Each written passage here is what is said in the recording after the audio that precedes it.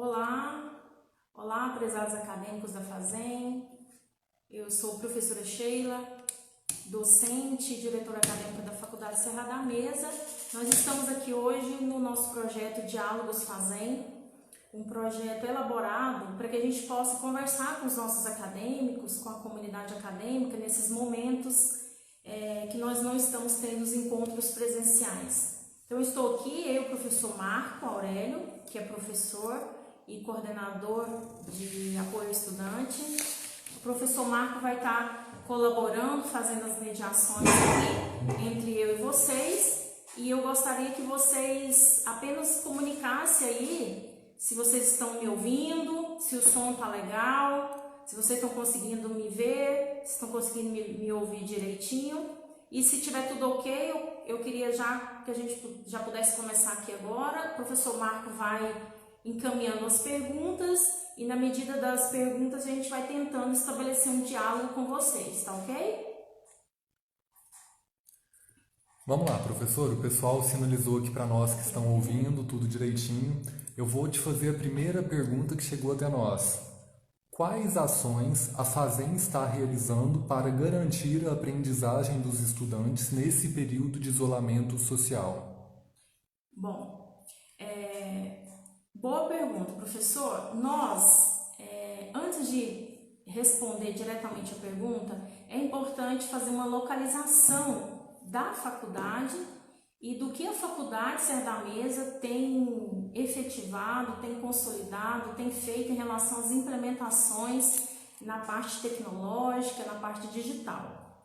Então, a Faculdade Serra da Mesa, desde quando veio para o município de Iguaçu, já nos seus primeiros cursos, já trabalhou com o mundo, com as tecnologias da comunicação e informação, tendo esse apoio nos cursos ali iniciais e em 2015, efetivou e implantou uma coordenação específica para tratar dentro da instituição dessas demandas. Então, desde 2015, veio ocorrendo uma série de investimentos nos profissionais, em relação à capacitação, investimento a nível de aperfeiçoamento, de cursos, de mestrado, de doutorado, para assim fazer com que a equipe estivesse preparada para lidar com esse momento, além de toda uma estrutura e um investimento na parte tecnológica, que é extremamente importante e é bom lembrar, nada acontece nessas relações de ensino-aprendizagem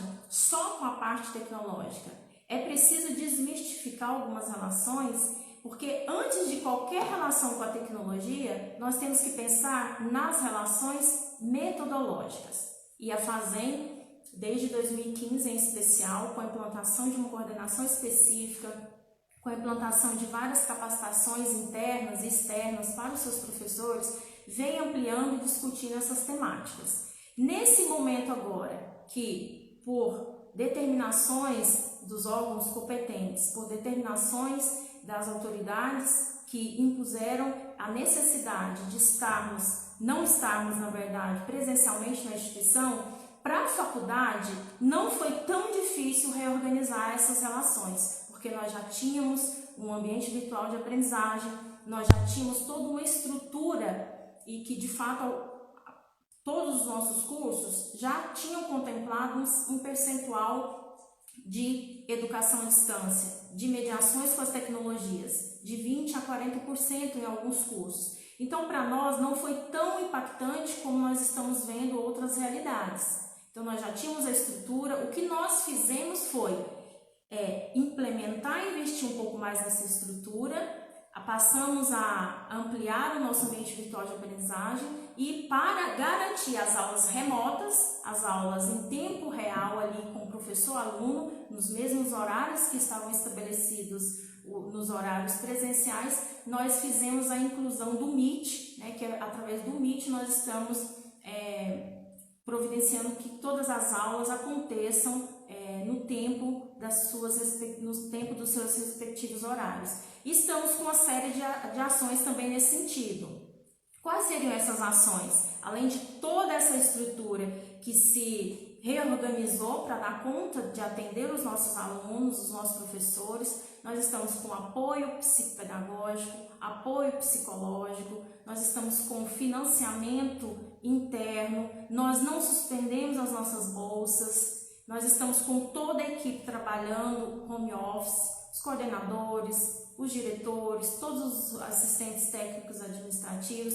Nós também colocamos um canal exclusivo no WhatsApp que funciona nos 3 horários para dar conta de atender todas as demandas, todas as solicitações. Todos os coordenadores estão acompanhando com os seus colegiados, com os seus MDEs, o movimento dentro do ambiente virtual. Então, nós estamos acompanhando muito de perto todas as relações que envolvem as questões pedagógicas, acadêmicas e também com apoio psicológico, um apoio no sentido de garantir menos prejuízo nesse período para os nossos alunos. Então, nós estamos com todas as estruturas funcionando, a faculdade, desde da primeira paralisação, não parou, pelo contrário, estamos com todos os colaboradores trabalhando para atender via e-mail, via WhatsApp, via o ambiente virtual de aprendizagem os nossos alunos, para garantir que os nossos alunos tenham o mínimo de prejuízo possível nesse momento tão delicado e nesse momento de crise que nós estamos vivendo. Professora Sheila, a senhora falou sobre as bolsas da Fazem que foram mantidas durante esse período. É importante lembrar também que esses bolsistas, uma equipe de mais de 40 bolsistas, estão atuando no programa Colegas Solidários. A senhora poderia contar para eles como que funciona esse programa? Sim, o projeto Colega Solidário faz parte de iniciativas, sobretudo para aqueles alunos, os nossos alunos que são bolsistas, para que eles possam servir de colegas, porque na verdade já estava até acontecendo um movimento nesse sentido. Nós tivemos vários alunos que estavam auxiliando seus colegas que estavam tendo dificuldade com a internet, dificuldade no acesso, por não terem nas suas casas uma internet razoável para no momento da aula estarem ali fazendo suas atividades. E daí nós entramos em contato através da coordenação de apoio estudante, que imediatamente já reorganizou todos esses bolsistas que não perderam suas bolsas, continuam com suas bolsas e estão servindo de apoio aos seus colegas que têm dificuldades. Então, nós estamos tendo muito aproveitamento nesse sentido. Então, diariamente, nós temos com eles um WhatsApp, então, diariamente estão os alunos que têm mais dificuldade, alguma dúvida, algum questionamento, já entram em contato também com o Colega Solidário. Então, um movimento de ajuda também, porque nós sabemos que há diversas situações. Nós temos alunos que estão com dificuldades com a sua internet, temos alunos que estão mais isolados, mas nós estamos com toda a equipe, toda a estrutura para atender caso a caso. O importante agora é não parar. O importante agora é a gente garantir o processo de ensino-aprendizagem, a gente garantir que os nossos alunos continuem estudando, porque seria uma falta de respeito com os nossos alunos paralisar. Nós não podemos paralisar, nós estamos passando por um momento de crise e que é através do trabalho, é através da nossa formação que nós vamos conseguir nos erguer, que nós vamos conseguir atravessar esse momento. Então, parar agora, para muitos dos nossos alunos, para a maioria dos nossos alunos, significa um retrocesso. E nós estamos aqui também para garantir que não aconteça esse retrocesso. Nós temos aí toda a estrutura, dando apoio e quero agradecer também muito os alunos que estão participando do projeto Colega Solidário, todos os nossos alunos que estão envolvidos, que compreenderam o sentido dessas questões, que estão compreendendo o movimento histórico desse processo, estão compreendendo que não podemos parar, não é a solução parar. Nós precisamos manter, nós precisamos cada vez mais nos fortalecer para juntos passarmos por essas situações que nós estamos vivenciando. Perfeito, professora. Eu gostaria de registrar e agradecer a presença de vários acadêmicos aqui dos diversos cursos da instituição que estão participando e também de alguns professores, ex-colaboradores nossos, a professora Elina que está participando. Agradeço a todos pela participação. Uma próxima pergunta que foi enviada para nós. As aulas práticas que estavam previstas para esse período, elas vão ocorrer? Sim, ótima pergunta. Todas as aulas práticas. E daí nós temos o conteúdo programático descrito em cada plano de ensino dos seus professores, e os professores souberam muito bem reorganizar todas essas relações no contexto de aquelas aulas que estavam preparadas para serem no campo, para serem aulas práticas. Eles estão trabalhando as teorias dessas aulas, porque toda prática carrega uma teoria, os professores estão focados nesse movimento e todas as aulas práticas serão repostas para os nossos alunos. E aí, isso vai depender de quando nós iremos voltar, né? Nós temos uma expectativa aí para o dia 19, depois do dia 19, nós não temos certeza se vamos voltar depois desse período, nós vamos depender do que as autoridades competentes vão colocar para nós em relação a isso. Se a gente volta, nós restabelecemos nosso calendário. Se não voltarmos, nós iremos reorganizar o calendário e se houver a necessidade de estender para julho, de estender um pouco para atender a demanda das aulas práticas, nós vamos estender. Então, esse movimento vai depender dos próximos passos, depender das próximas semanas, para mim poder garantir para vocês, olha, e apresentar, cada curso vai apresentar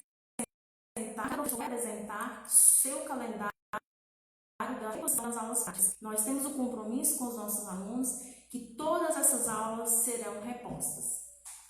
Perfeito, professora. Outra questão que chegou até nós. A Fazem ofereceu um desconto de 10% para os estudantes no mês de abril. Quais fatores levaram a Fazem a oferecer desconto nesse momento? Importante.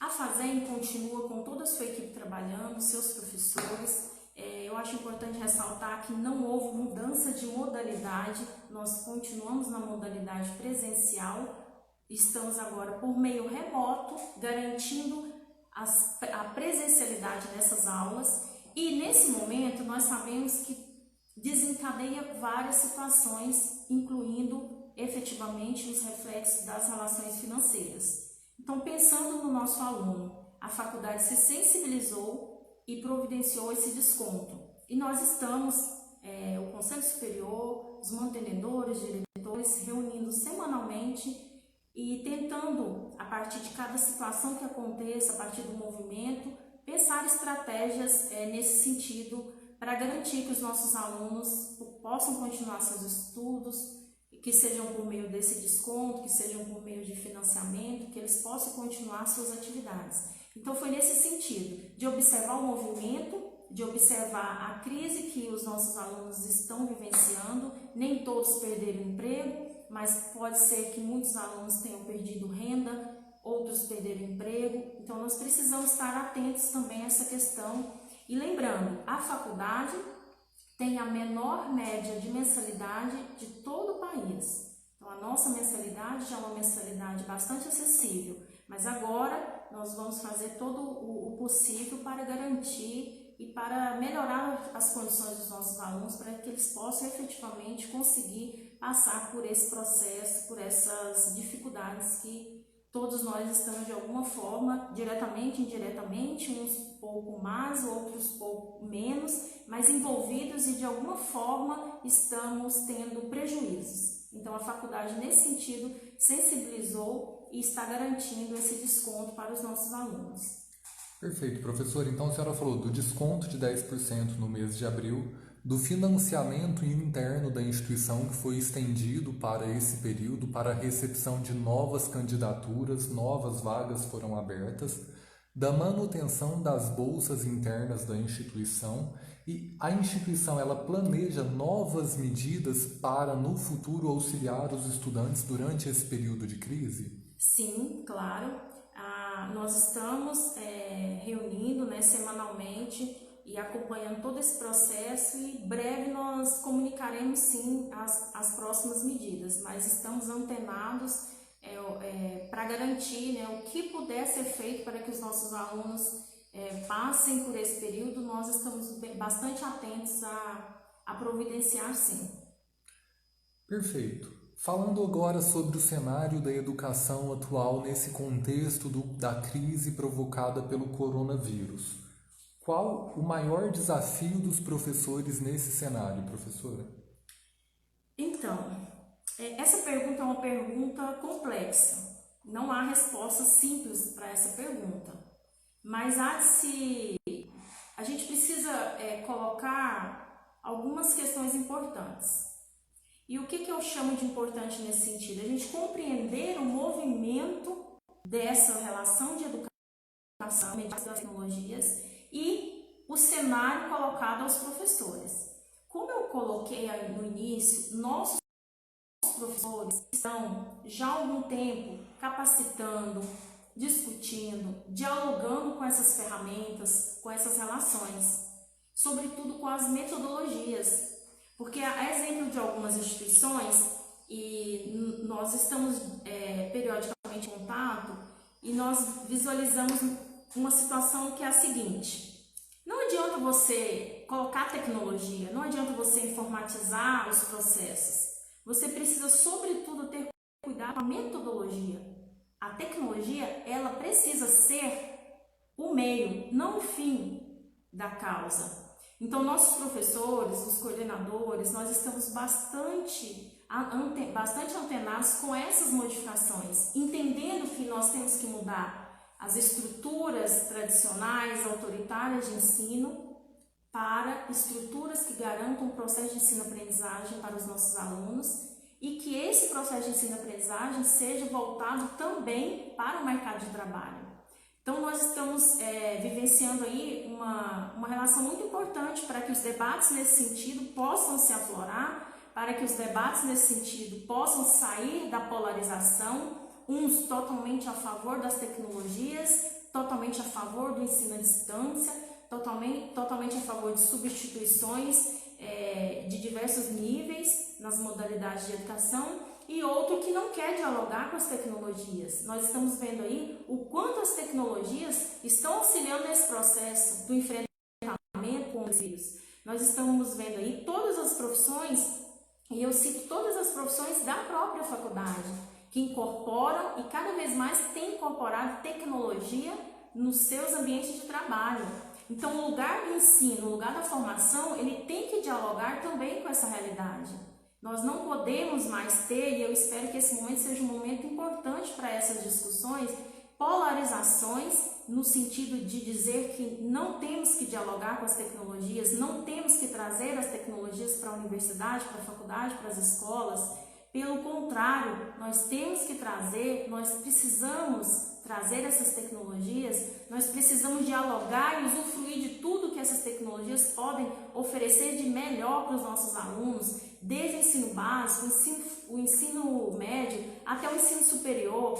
Esses profissionais precisam sair para o mercado de trabalho, pelo menos dominando parte dessas tecnologias, para que possam ter trabalho, para que possam desenvolver no mercado profissional. Então, o desafio dos nossos professores tem sido de dialogar com essas tecnologias, e os nossos professores têm feito isso, têm feito formação nesse sentido, semestralmente. Nós estamos investindo em tecnologia, mas sobretudo em metodologias, para garantir que essa realidade aconteça, que nós não tenhamos uma escola que está em um século e as profissões em outro. Nós precisamos dialogar, e os nossos professores, eu gostaria também de aproveitar esse espaço para agradecer o empenho dos nossos professores durante esse período, que tem se desdobrado em suas residências, que tem proporcionado as aulas, naquele momento que acontece alguma dificuldade com a internet, seja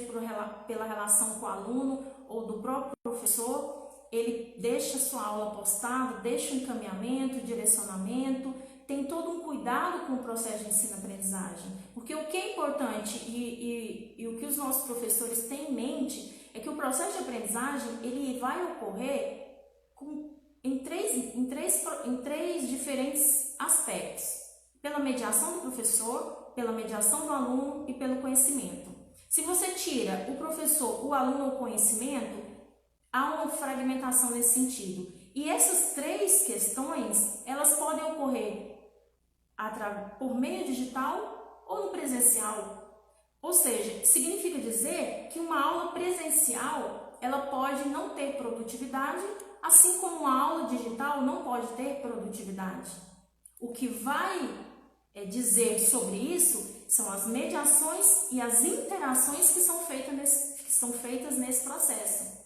Então, de um modo geral, nós temos desmistificado, através da formação, através do aperfeiçoamento, do conhecimento dessas metodologias e da utilização das ferramentas, e nós temos entendido que é preciso utilizar, mas que isso seja o meio, não o fim. Como, infelizmente, alguns processos anteriores nós tivemos, muitos casos de instituições utilizando os meios digitais simplesmente para aumentar a demanda de matrícula, e isso não é significativo. Então, nós temos uma preocupação com a qualidade, por isso fizemos investimentos em bibliotecas digitais, fizemos um investimento alto na parceria com o Grupo A, em relação às unidades de aprendizagens, fizemos investimentos na infraestrutura da internet e, sobretudo, o que mais nos precisa impactar, o que mais precisa ser refletido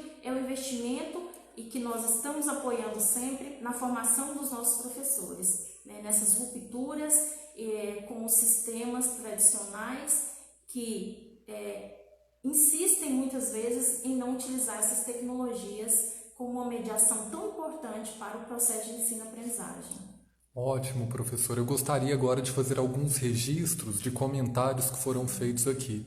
Primeiro, o professor Fernando trouxe uma informação muito importante que é compatível com aquilo que a senhora tem falado, que as tecnologias de informação e comunicação, elas fazem uma mediação da relação entre o professor e os estudantes, proporcionando a aplicação de metodologias de ensino e aprendizagem. Então, ela não é a metodologia em si, ela é só uma ferramenta que proporciona a comunicação entre esses dois polos de forma salutar. Alguns outros comentários ou perguntas. Então, o Tomás, ele perguntou aqui a respeito dos prazos para o pagamento do boleto com desconto de 10%.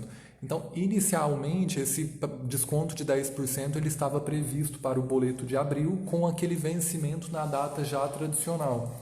Mas esse prazo de vencimento foi estendido até o dia 15 de abril, que é amanhã. Então, quem ainda não fez o pagamento do boleto de abril, pode fazer até amanhã, que terá o desconto de 10%. Também a Lara, a Isabela e a Beatriz, elas falaram sobre terem feito o pagamento sem o desconto. Eu peço que vocês entrem em contato conosco na instituição pelo plantão de atendimento, que é o nosso WhatsApp, 062 3357 7272, e se comuniquem, informem exatamente o que aconteceu, que nós queremos dar todo o suporte para vocês nesse momento. Vamos prosseguindo aqui então para a próxima pergunta, que é: falando de forma mais abrangente sobre educação, professora, qual a principal mudança no cenário educacional do último século? Outra pergunta que carece de uma complexidade muito grande, mas eu vou tentar fazer uma síntese aqui. Não sei se eu consigo, mas eu vou tentar. Veja bem, o nosso cenário, e eu vou tentar contextualizar com as relações das tecnologias. Primeiro, precisa ficar claro, educação à distância não é uma coisa nova. Educação à distância, ela já ocorre desde as cartas aos apóstolos. O primeiro modelo de educação à distância são as cartas aos apóstolos. Por vários séculos, era a comunicação que se tinha das relações pessoais e das coletividades. Sinteticamente, nós depois substituímos as cartas epistolar pelo livro. Posterior, nós tivemos rádio, nós tivemos a TV, depois nós tivemos a internet. Em todos esses contextos, nós tivemos a educação. Em todos esses contextos, a educação estava presente. Talvez tenha algum pai de vocês que até tenham feito curso pelo correio, nós tínhamos até cursos pelo correio. Esse movimento, com a relação da internet, ele toma uma proporção diferente. Ele explode no sentido de que toma nova proporcionalidade. A internet nos proporciona estar em diversos lugares, nos proporcionou muitas outras relações que todos esses outros processos não atingiam com menos aí de séculos ou anos. O movimento da internet veio e de repente colocou as relações, né, de uma forma tão veloz aí à nossa disposição.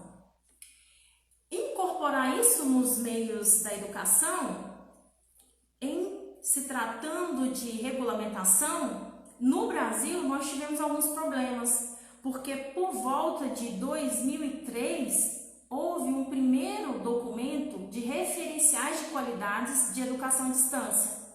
Esse documento foi colocado em consulta pública, esse documento foi discutido entre as universidades, que naquele momento muitas universidades estavam bastante polarizadas no sentido de algumas com muita negatividade do processo das mediações da tecnologia, outras querendo incorporar a qualquer custo, querendo substituir muitas relações tradicionais que eram importantes.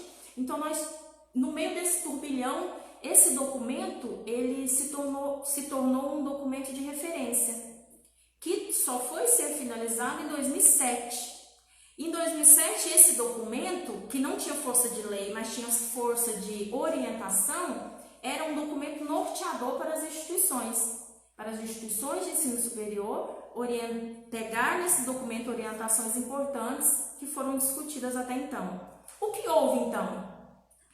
Houve uma banalização por parte de algumas instituições e uma exclusão equivocada por parte de outras instituições. Aí nós tivemos realmente cursos à distância a qualquer valor, sem qualidade, sem professores qualificados. Nós tivemos várias questões. E aqui no estado de Goiás, e mais próximo ainda da nossa cidade, nós sabemos muito bem que isso teve reflexo bastante negativo na nossa região. Por outro lado, só depois desse movimento que os órgãos, né, o INEP, o MEC, começa a regulamentar algumas ações da EAD. Porém, nós tivemos aí anterior um processo, um rastro de muita questão positiva, sim. Muitas instituições trabalharam com muita qualidade, mas nós tivemos muitas instituições também trabalhando com muita banalização, muito precário, né, o cenário. Então surgiu essas duas situações que nós estamos aí hoje tentando equilibrá-las. Mas realmente, muitos mitos em relação à educação à distância, que o aluno não pode aprender, muitos mitos em relação a que a educação à distância substitui o professor. Ora, não existe essa possibilidade.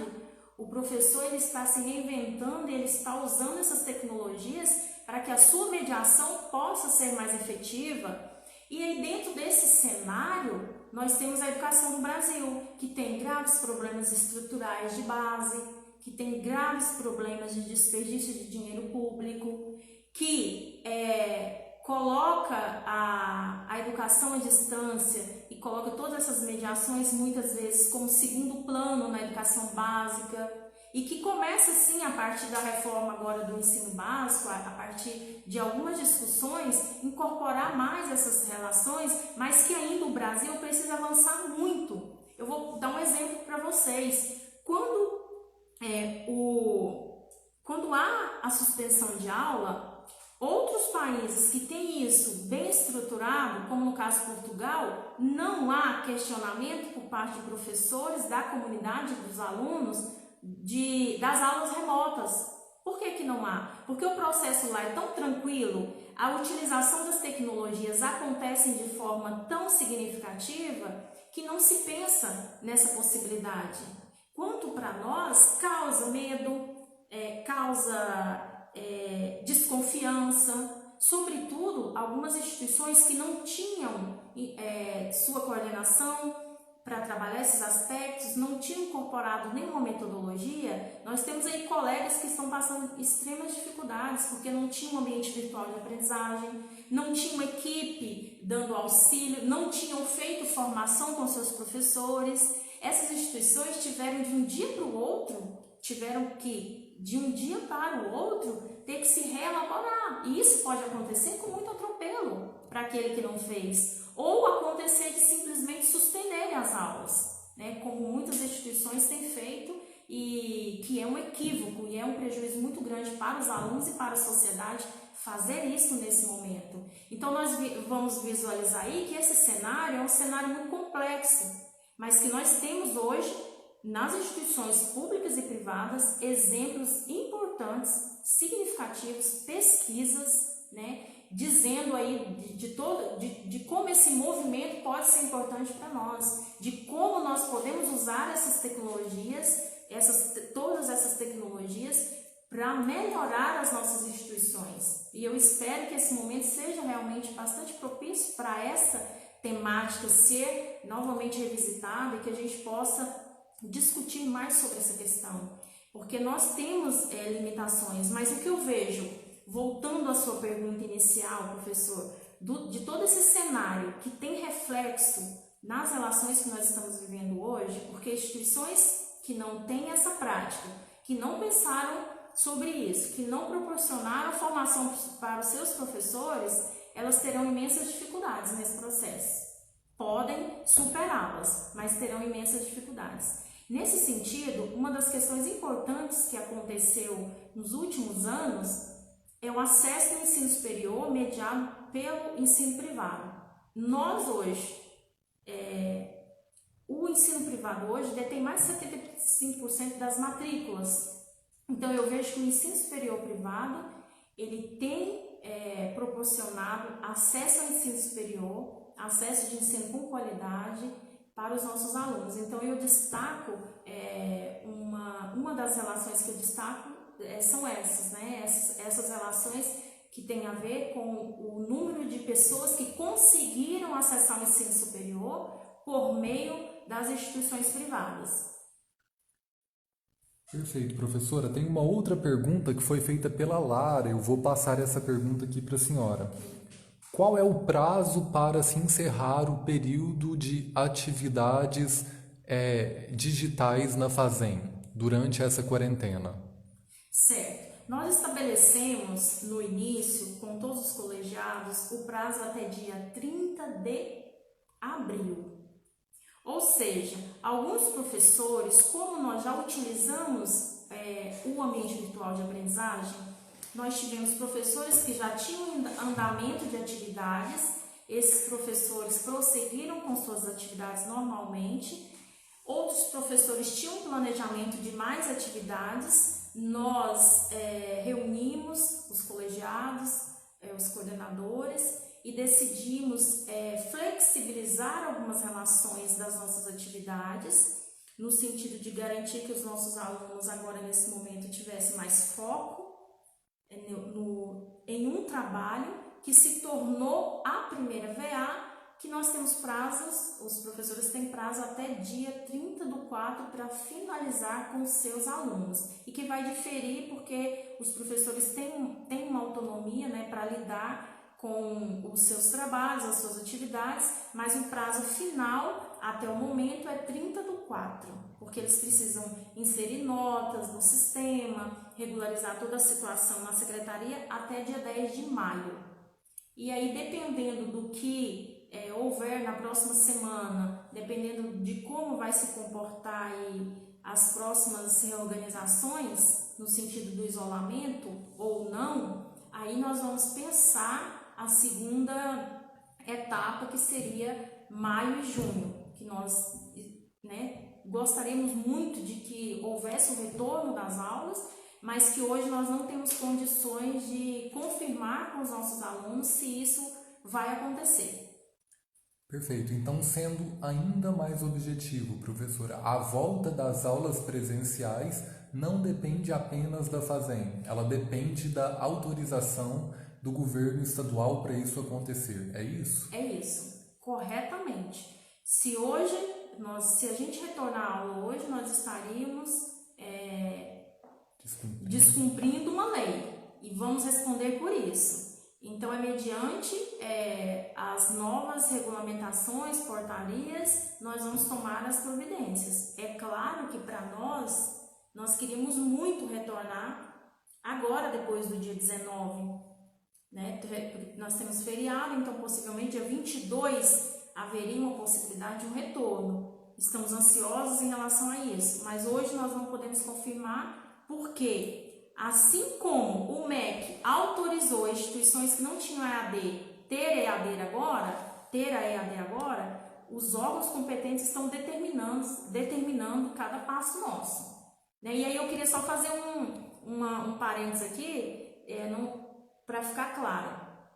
Muitas instituições que não tinham processo em AD, muitas instituições que não tinham 20%, 10%, 30% das suas metodologias em AD, essas instituições foram autorizadas agora pelo Ministério da Educação a ter as aulas remotas. E as instituições tiveram que encaminhar para o MEC ofício, né, detalhando como seriam essas aulas. Então, nós também já tomamos essas providências e estamos ansiosos, estamos na expectativa, aguardando os próximos passos, né, de como a gente vai proceder no retorno ou em um possível não retorno das nossas aulas. Ok, professora, vamos para a próxima então. A senhora falou um pouco sobre a história da educação utilizando metodologias à distância para promover a aprendizagem das pessoas desde um passado muito remoto. E por que a senhora acha que ainda hoje as pessoas temem o uso da tecnologia no ambiente educacional?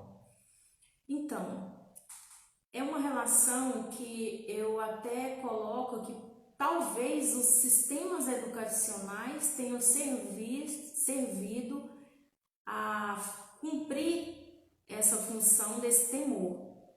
Por quê?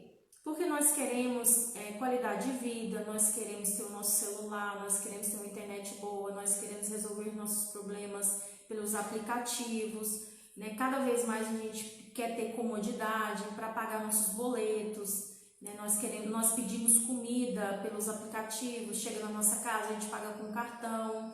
Então, cada vez mais essas relações são muito próximas e nós nos sentimos bem em tê-las. Um colchão confortável com tecnologia, tecnologia na moto, tecnologia no nosso carro, tecnologia em todos os lugares, né? Porque o que a gente fala é que a revolução aconteceu, ela está aí. O que a gente precisa é usufruir dessas questões. Eu vejo que o campo educacional tem tem muita implicância nessa questão. Justamente porque em determinados momentos não soube lidar com essas questões, em determinados momentos nós deixamos de realmente falar sobre as questões das tecnologias com propriedade, com teoria, com ciência, e começou-se a banalizar muitos processos em relação à educação. Então eu acredito que isso gerou para os nossos alunos e para a sociedade algumas situações e que por isso as pessoas temem tanto a tecnologia e às vezes temem porque não conhecem. Então eu preciso conhecer algo, conhecer, entender, compreender para poder criticar. Então muitas vezes o próprio campo educacional em suas diversas modalidades não se dão o direito de fazer isso. Muitas vezes nós não nos damos o direito de conhecer, né, compreender para fazer uma crítica. Então essas relações são muito complexas e às vezes nós tendemos a temer algo por não conhecer. Então é preciso conhecer, é preciso desmistificar, é preciso entender que o processo de ensino-aprendizagem ele pode ser mediado por várias ferramentas e que nós podemos sim utilizar as tecnologias. E olha que nós estamos falando, no nosso caso da Fazendo, nem é de EAD, de transformar nossos cursos em cursos à distância. Nós temos a modalidade presencial. Nessa modalidade presencial, nós fazemos uso de um percentual dela mediados pela tecnologia. E, sobretudo, nós temos investido em mudanças de pensamento, de cultura e de metodologia, que é importante para dar conta da demanda do nosso mundo.